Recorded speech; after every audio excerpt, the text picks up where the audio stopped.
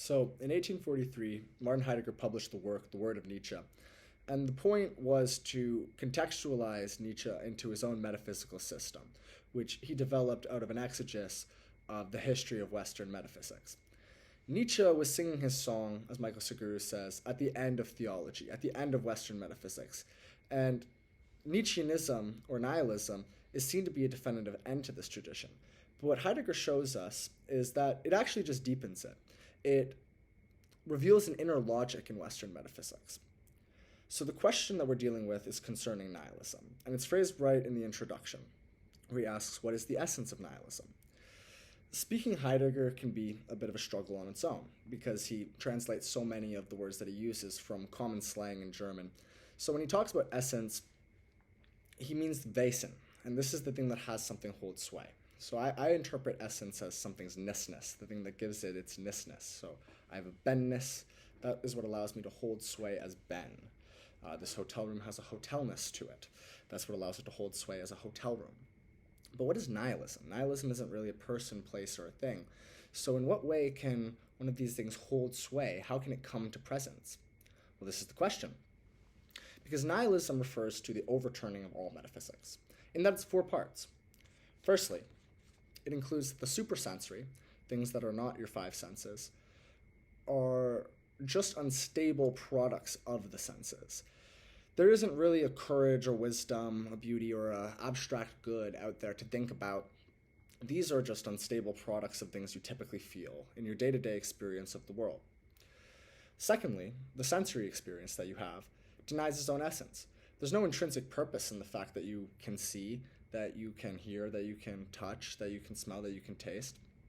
Those things just happen to exist with a nihilistic point of view. Now pause. Heidegger's core question that he was dealing with throughout the entirety of his life was the question of being. And put simply, it's why is there being and not nothing at all? But once the sensory denies its own essence, denies that there's any purpose to experience itself, the fact that there's being over nothing is almost as arbitrary as the fact that there would be nothing over being. It's accidental, it begs why, but it gives no answer. Thirdly, the thing about nihilism is that we see the culmination of a neither nor in terms of truth. This regards the relationship between the sensory, or the aestheton, I think as they call it in Greek, and the supersensory, or the noeton. These things, neither one of them are credible for giving you absolute certainty in regards to truth. So, all things with nihilism are reduced down to their meaninglessness. And this is actually an important move by the brain, by the human subject, in that it's a total extraction of meaning through an assignment. So all things that we assign meaning through our head, nihilism has us shatter it. The same function of our brain giving meaning to the world is what takes it away. So metaphysics, put simply, is the truth of what is in its entirety. Truth in Heideggerian terms typically refers to the freedom a being has to disclose his authenticity to the world. A good way to think about this is if you're at a zoo, you're not really seeing the authentic being of one of the animals that you're observing, or if it's dead and you're cutting it up and you're looking at the way its cardiovascular system runs, you're not giving the animal a freedom to disclose its being to you. But when we're talking about metaphysics, the truth of being disclosed in metaphysics, we're talking about everything in its entirety. So this can't be particular things. They're the world, God, all of these things are not stand-ins for being itself or being as such. This is the kind of destiny of being as a question. We ask ourselves in a moment of complete loss of meaning, why is there being and not nothing at all? So metaphysics doesn't really refer to the work of Heidegger, nor does it refer to Kant, or does it refer to Plato or Nietzsche. However, they fall inside the same history of metaphysics, and along the history of metaphysics, each one of these thinkers that I've mentioned had to give a master word for the metaphysics of the world. And Nietzsche's was nihilism, because Nietzsche himself was called to answer this question of being, and why is there nothing and not anything at all? He considers in his lifetime the destining of this question, where it ends up, to be with nihilism. Again, we haven't given clarity as to what nihilism really means. So to consider Nietzsche now is to reflect on the condition of contemporary men and contemporary society. But this is not a different reflection than what it would take to think of Nietzsche's ethical beliefs of what's right or wrong, or his aesthetics, or his epistemology even. Rather, when we're looking at Nietzsche as a metaphysical thinker, someone who has answered the question of being, or attempted to, we think of him so as to take him seriously from the point of view of him describing what is as what is. All of Nietzsche's thinking in this way is ontology. Pause. Big word. Ontology comes from two parts. You have onto and then logi. Onto, or the ontos, in Greek is what has been, or is being. And this is very similar to the German vernacular of das Sein. Das Sein is beings. And beings includes all of the beings. And that is where we have to understand metaphysics as primarily inclusive. It includes everything in its entirety when we're asking any question about metaphysics. There's nothing that is metaphysical that can't extend itself into the experience of anything that is a being or has being. So Heidegger says, to reflect on Nietzsche metaphysically, we are preparing a kind of space for us as men to once again retake a kind of primal relationship with this question. The question, why is there anything and nothing at all? We could do anything else. We could talk about literally anything else. We could talk about baseball. We could talk about the weather. It seems almost silly to actually talk about it. But that's because we're unprepared thinkers. This is key to Heidegger's process. Before the sowing comes the plowing. So sharing in Nietzsche is instrumental to understanding Nietzsche. When you ask someone, how does Nietzsche make you feel? What do you think of him? You're not really trying to get direct knowledge about being, but what you're doing is, like a farmer who's found new farmland, you're sowing seeds without any hope of crop so as to prepare the soil so that you can continue to return to it and you can continue to cultivate your space by dwelling in this question yourself. So, where does this leave the sciences? How do sciences relate to metaphysics? Because science has gotten bigger and bigger and bigger and more advanced, especially in the last 200 years. It's almost exponential.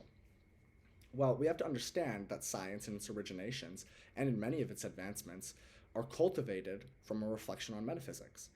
So metaphysics and being and humans, these are interrelated in the sense that it is essential that humans are existential creatures, that we ask this question to ourselves.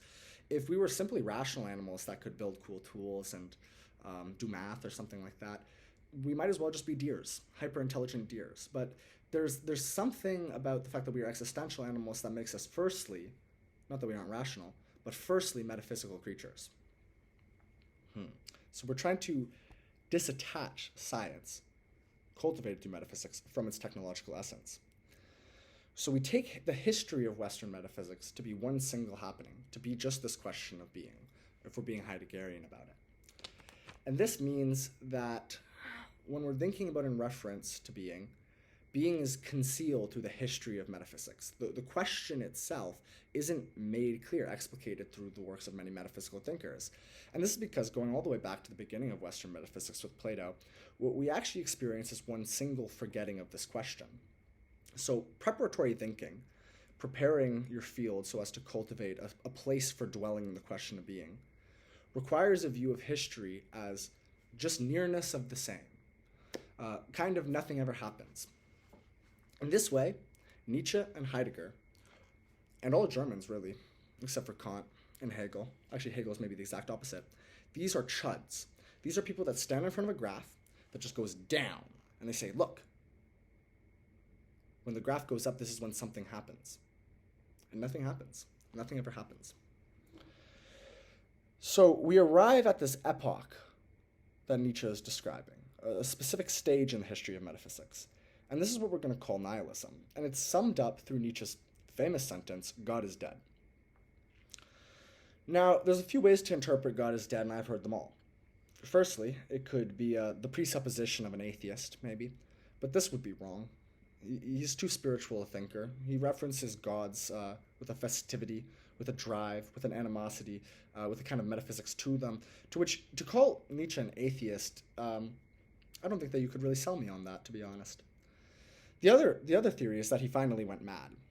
And this was a pretty popular theory about Nietzsche, especially when people thought that you would get severe locomotor ataraxia from untreated syphilis. But as the years have gone on, it doesn't seem like this is a very well accepted theory. Heidegger's, actually, is the most accepted theory, at least from the existentialist perspective, because he's continuing this tradition of Western metaphysics that Nietzsche was supposedly ending by transforming it into existentialism. So the words "God is dead" represents this culmination, actually, of 2,000 years of Western thought and dialogue. It is an inevitability from the beginning. We cannot change this. And this is not how one should respond to nihilism, to blindly assert your own meaning into the world and to say that the world itself is reflecting a meaninglessness that you don't really feel at home within. Rather, Nietzsche's realization is only something we can reflect on. And by reflecting on it, we actually take instruction on how to reflect on it further.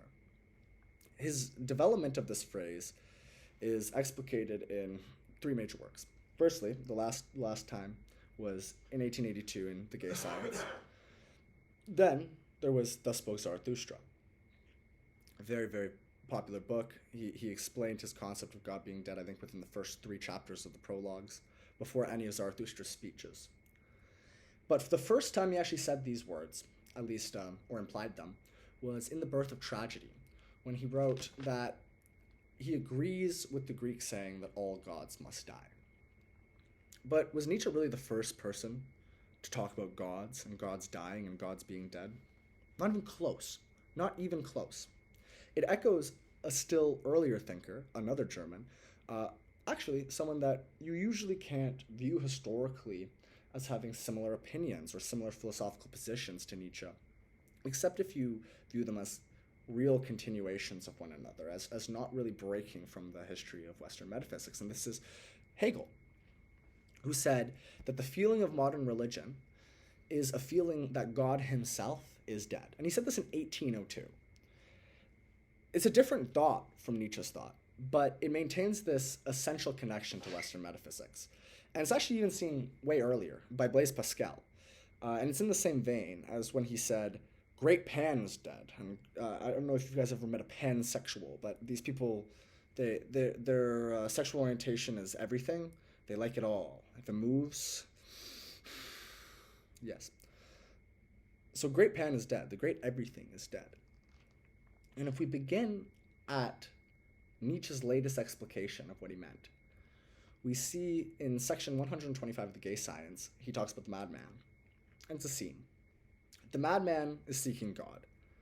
And through his journeys of seeking God, he comes to affirm God's own death. But he says that we have killed him. But the tone in which the madman describes the murder of God by his fellow humans is not purely pessimistic. He says that we must make ourselves worthy of his murder. What else could we do but make ourselves God? But the madman came too soon. In the absence of God, humans didn't really feel a need to take that place that was once there. So what that madman leaves when he goes off to be solitudinous again at the end of the scene is tombs or idols to not just a dead God, but a dead reality, a dead vision of the future. Nietzsche's God is synonymous with many high values. Firstly, there's the Christian God. Then there's morality, the universal good of what is right and wrong, but also the supersensory world in general. So when he says God is dead, this is equal to saying the supersensory world is without power. Now that's very interesting, because if you go all the way back to this world of forms and its inception by Plato, by Socrates, their take was actually that our physical senses are, of course, illusions, reflections. We can't get true knowledge out of the physical world. You can only get true knowledge through this ascent of the soul towards the world of intellectualism, towards the world of thoughts. And this world has lost its sway to Nietzsche. It's inessential. Nietzsche's philosophy can be seen as this counter-movement to Plato's metaphysics, and metaphysics as a whole, by extension. But Nietzsche's overthinking of metaphysics is in fact metaphysical, as in it's embedded within the history of metaphysics. It is the continuation of this history, but it cuts it off from its essence. It cuts it off. Western metaphysics upon Nietzsche, no longer holds sway as the supersensory world, the world of meaning, the world of ideas, or of heaven, or of God, or morality. Man has nothing beyond himself to cling to anymore. He says, we are straying as though we are going through an infinite nothing. An infinite nothing. Infinite. Expanding, like the universe. So when he says God is dead, he means the nothing is spreading. Nothing being the absence of this supersensory, but also, before, seemingly obligatory world. How could you even really conceive of a world without at least the dualism of a mind and a body? How can it all be inherently the same thing? Well, it reveals our world as contingent when we have this supersensory world. For example, Thomas Aquinas, prime mover argument.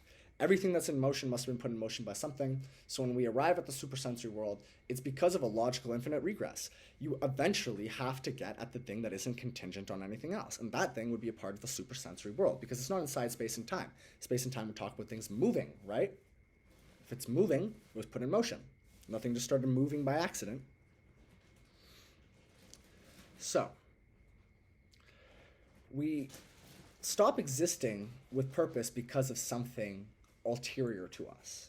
And this isn't Nietzsche's doing. It's not like Nietzsche decided one day because he was some kind of intellectual authority that, culture has been spending too much time doing the Christian thing. People don't really buy it anymore.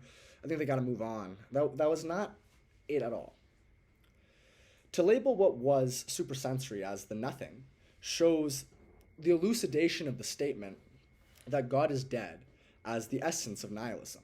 That statement, God is dead, that the supersensory world has lost its power, is what allows nihilism as a word to hold sway. So, I'll explain to you what I mean here. Let's observe the Platonic formulation for philosopher kings. Why do we need philosopher kings, right? Because if everyone is trying to use tools of persuasion to understand justice, well, they aren't really doing the philosophical thing where they're not leaving any stone unturned. They're not dwelling in their questioning and trying to live, in the presence of the good, towards the good. And what we see from Plato's argument is that a reflection on the good leads towards a life lived by the good, the life of a philosopher, which means if we can bring more and more people into this dogma, you could say, eventually we establish the rule of the philosopher king. Now, replace the good with the nothing. A reflection on the nothing plunges us, we don't ascend, but it plunges us into the nothing because we have nothing to lose. And this leads to the rule of the nothing, which is, Leo Strauss describes it as the philosophical backing behind the fascist movements, this third wave of modernity, when politics is revealed through its nihilism, through the fact that it is nothing but a system of domination and of power. We should be asking, however, is nihilism, God is dead, explicated by Nietzsche in a purely negative way? And of course it's not. Are we just floating off into a void? Of course we're not. What does Nietzsche himself say of nihilism? Well, it is not another movement, like Christianity, like humanism. It is the fundamental movement of history, showing the profundity of the West to have nothing but world catastrophe as its consequence. All Western thought leads to this catastrophe of nihilism. It's a direct result. And what is nihilism? Is it that we've lost our faith? Well, no. We'd be understanding nihilism through just the theological lens. But theology is, it's in the world, but it's not the world as such. It's not being as such. The Christians themselves do not account for Christendom. So the subject of nihilism is not the Christians no longer believing in their God authentically, or whatever that means. It is reflected, when we're talking about Christendom, by reflecting on Western metaphysics, what this thing is. Christendom, separate from Christianity, is the historical world political phenomena of the West, of their rise to power. And its claim to power from the shaping of Western humanity and culture, its integral role. So this political power holds sway because it had an integral role on cultivating the culture and the humanities that are credited to Western thought. But that's not Christianity. Christianity has the doctrine of how to, achieve eternal salvation instead of hell. Non-Christians can use Christendom, and we've seen this repeatedly, for power. God is dead means the goal of life, the purpose of everything, the final causes of the world, those are over. Theology places the goal of man above the earthly, right? But in the vanished authority of God or the church, our norms, they're not filled by decree. They are filled actually by our conscience, by the way we feel about things. And social instincts rise up and usurp a kind of power. He says, the flight of the world into the supersensory is replaced by the historical progress of the world. So the otherworldly goal of everlasting bliss is then transformed into earthly happiness for the highest amount of people possible. For example, the rigid maintenance of the cult of Christianity and its order becomes it's transformed fundamentally into the spreading of culture and civilization. Creativity is no longer the property of God and of these churches cultivating spaces for creativity, but are preferred actually as a unique human activity. More variety is spurred out of this transformation. Human creativity, as a result, inevitably leads to innovation, and this leads to business enterprises. This overthrow of an ontological hierarchy is very profound, because this ontological hierarchy by which the final causes are ordering forces are not humans, but humans are close to this thing. Maybe we have a central element in the creation of meaning on Earth. It isn't something that belongs to us. It's something that belongs to a intelligent force of life outside of space and time.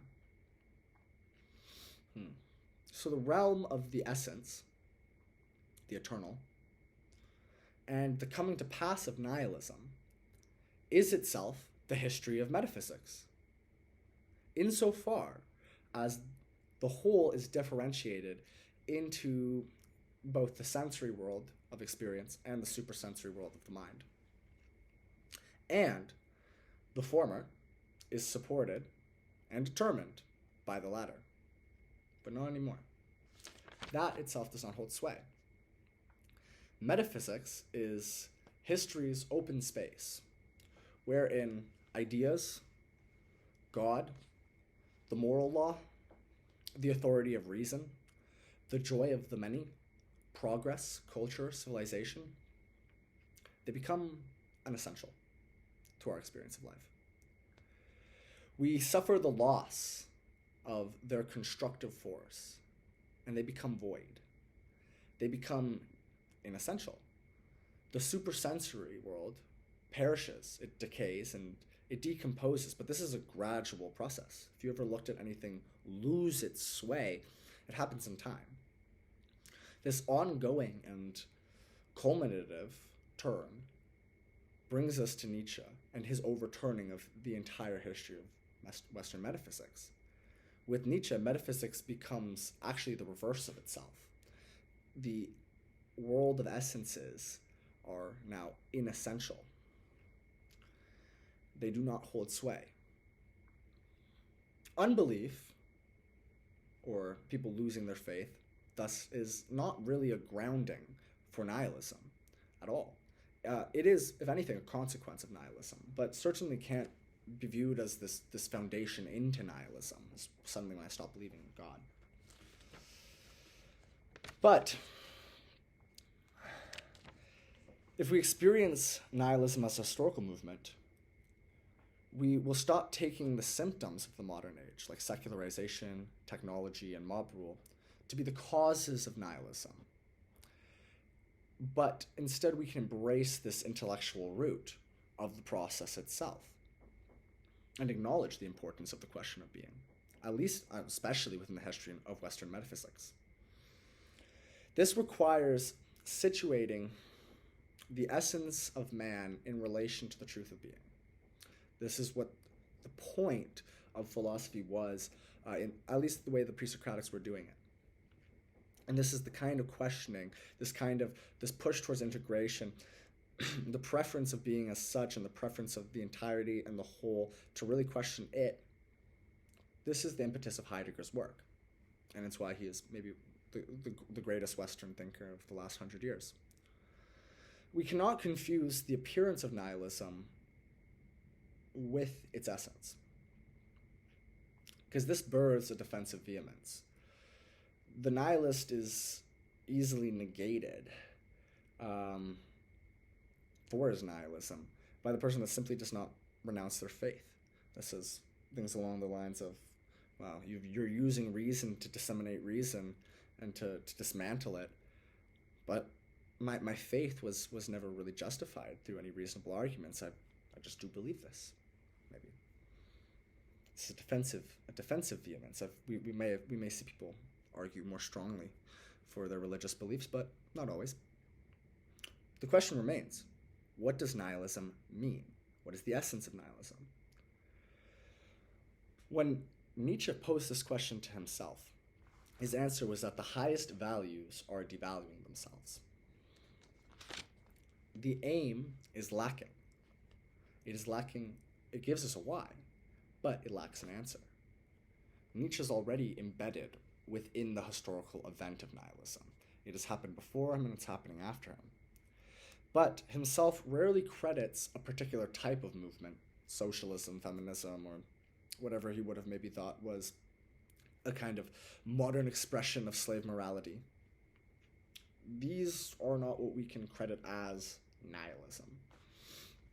Rather, a particular type of movement is not really the catalyst, but rather a symptom. Western metaphysics has this inner logic of achieving nihilism. And this is what Nietzsche really, really believed.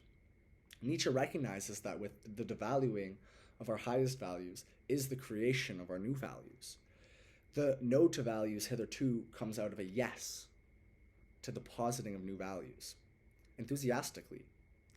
Nihilism becomes the way in which we prevent ourselves from falling back into our old ideas. But nonetheless, Nietzsche's view was this instinct in humans to smash their idols, to go beyond themselves, is one that leaves Western metaphysics completely in the ditch. But by doing this, he really only strengthens it. He really only deepens it and allows us to return to the more original question of nihilism and of Western metaphysics, which is, why is there being and not nothing at all?